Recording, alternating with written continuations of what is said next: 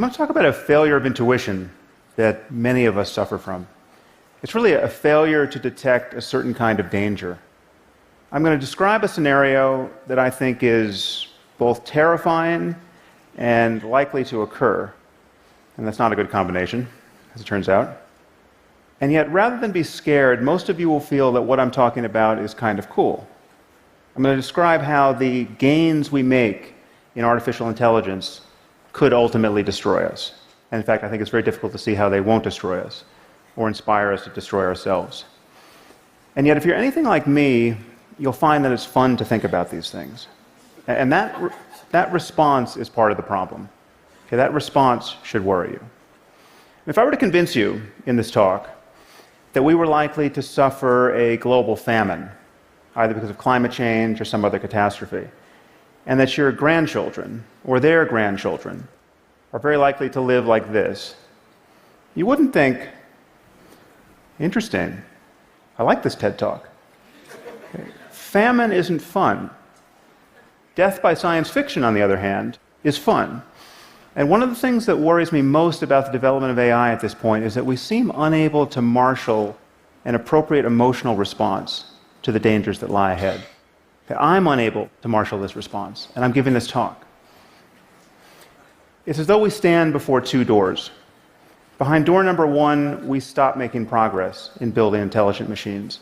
Our computer hardware and software just stops getting better for some reason. Now take a moment to consider why this might happen. I mean, given how valuable intelligence and automation are, we will continue to improve our technology if we are at all able to. What could stop us from doing this? A full-scale nuclear war? A global pandemic? An asteroid impact? Justin Bieber becoming president of the United States?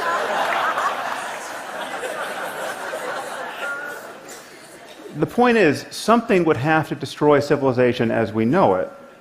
Okay, you have to imagine how bad it would have to be to prevent us from making improvements in our technology permanently, generation after generation. Almost by definition, this is the worst thing that's ever happened in human history. So the only alternative, and this is what lies behind door number two, is that we continue to improve our intelligent machines year after year after year. And at a certain point, we will build machines that are smarter than we are. And once we have machines that are smarter than we are, they will begin to improve themselves. And then we risk what the mathematician I.J. Good called an intelligence explosion, that the process could get away from us. Now, this is often caricatured, as I have here, as a fear that armies of malicious robots will attack us. But that isn't the most likely scenario. It's not that our machines will become spontaneously malevolent. The concern is really that we will build machines that are so much more competent than we are that the slightest divergence between their goals and our own could destroy us. Just think about how we relate to ants. Okay, we don't hate them. We don't go out of our way to harm them.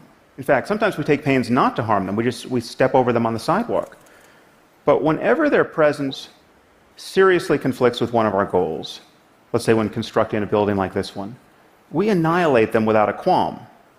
Okay, the concern is that we will one day build machines that, whether they're conscious or not, could treat us with similar disregard. Now, I suspect this seems far-fetched to many of you.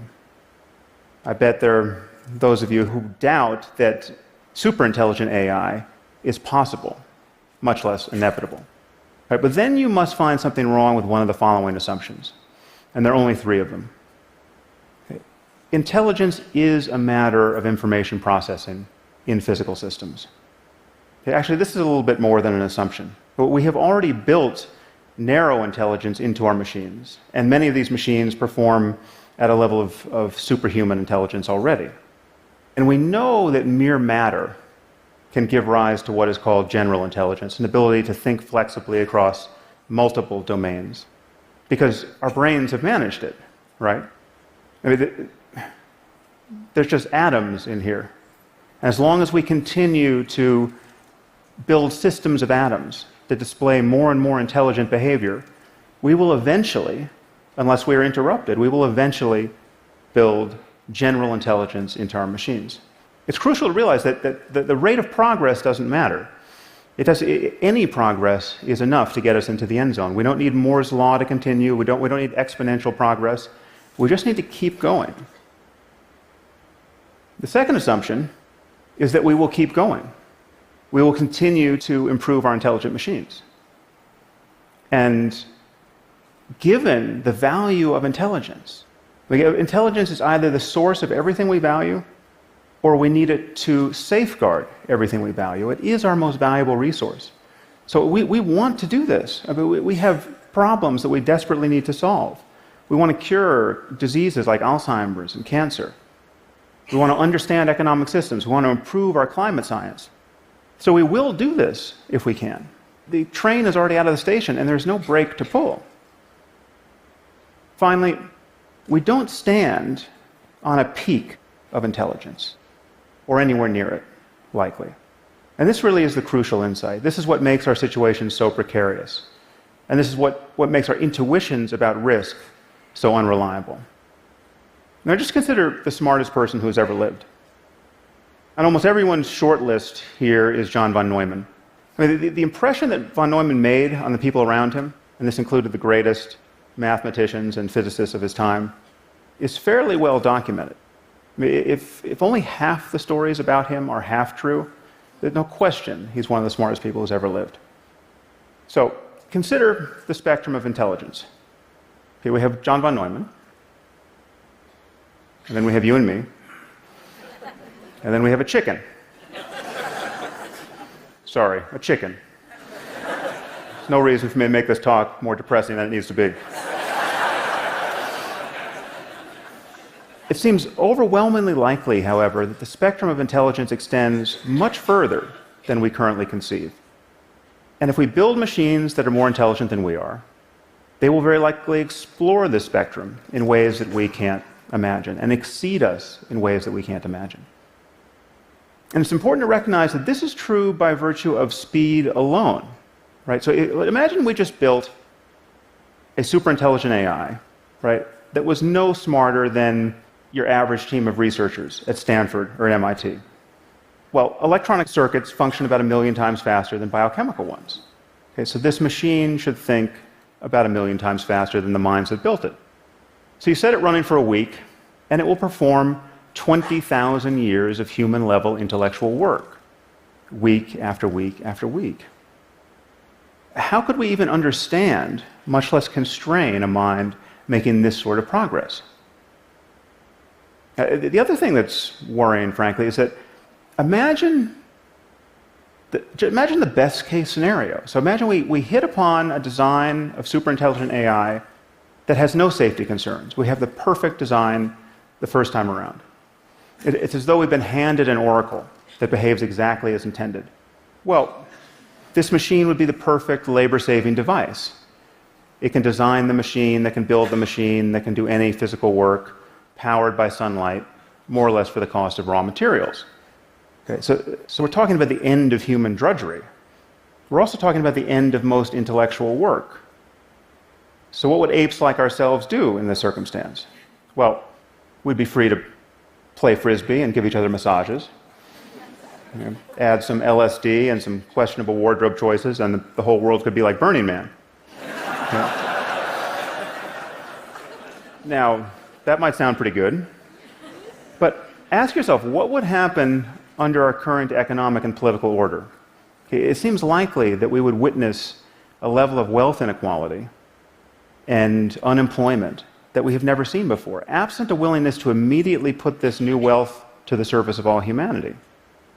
Okay, well, a few trillionaires could grace the covers of our business magazines, while the rest of the world would be free to starve.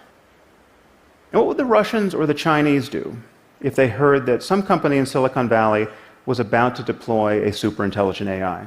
This machine would be capable of waging war, right, whether terrestrial or cyber, with unprecedented power.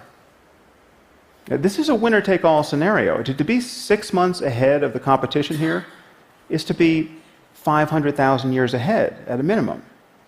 Okay, so it seems that even mere rumors of this kind of breakthrough could cause our species to go berserk. Now, one of the most frightening things, in my view, at this moment are the kinds of things that AI researchers say when they want to be reassuring. Okay? And the most common reason we're told not to worry is time. This is all a long way off, don't you know? This is probably 50 or 100 years away.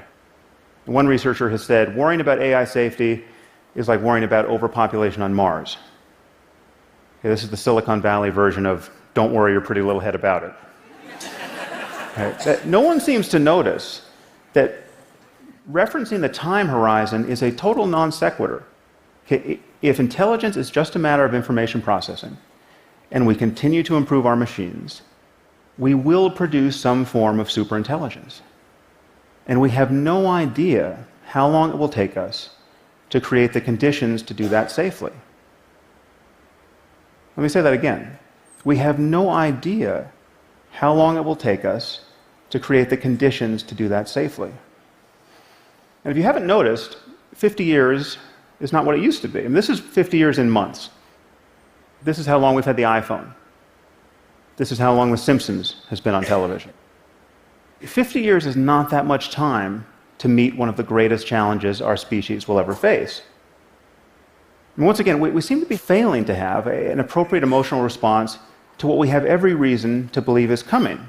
The computer scientist Stuart Russell has a nice analogy here. He said, imagine that we received a message from an alien civilization, which read, "People of Earth, we will arrive on your planet in 50 years. Get ready." And now we're just counting down the months until the mothership lands? Okay. We would feel a little more urgency than we do. Another reason we're told not to worry is that these machines can't help but share our values because they will be literally extensions of ourselves. They'll be grafted onto our brains and will essentially become their limbic systems. Now, take a moment to consider that the safest and only prudent path forward recommended is to implant this technology directly into our brains. Now, this may in fact be the safest and only prudent path forward, but usually one's safety concerns about a technology have to be pretty much worked out before you stick it inside your head. Okay. The deeper problem is that building superintelligent AI on its own seems likely to be easier than building superintelligent AI and having a completed neuroscience that allows us to seamlessly integrate our minds with it. And given that the companies and governments doing this work are likely to perceive themselves to be in a race against all others, given that to win this race is to win the world, provided you don't destroy it in the next moment, then it seems likely that whatever is easier to do will get done first. Now, unfortunately, I don't have a solution to this problem, apart from recommending that more of us think about it. I think we need something like a Manhattan Project on the topic of artificial intelligence. Not to build it, because I think we'll inevitably do that, but to understand how to avoid an arms race and to build it in a way that is aligned with our interests. When you're talking about superintelligent AI that can make changes to itself, it seems that we only have one chance to get the initial conditions right. And even then, we will need to absorb the economic and political consequences of getting them right. But the moment we admit that information processing is the source of intelligence, that some appropriate computational system is what the basis of intelligence is, and we admit that we will improve these systems continuously, and we admit that the horizon of cognition very likely far exceeds what we currently know, then we have to admit that we're in the process of building some sort of God. Now would be a good time to make sure it's a God we can live with. Thank you very much.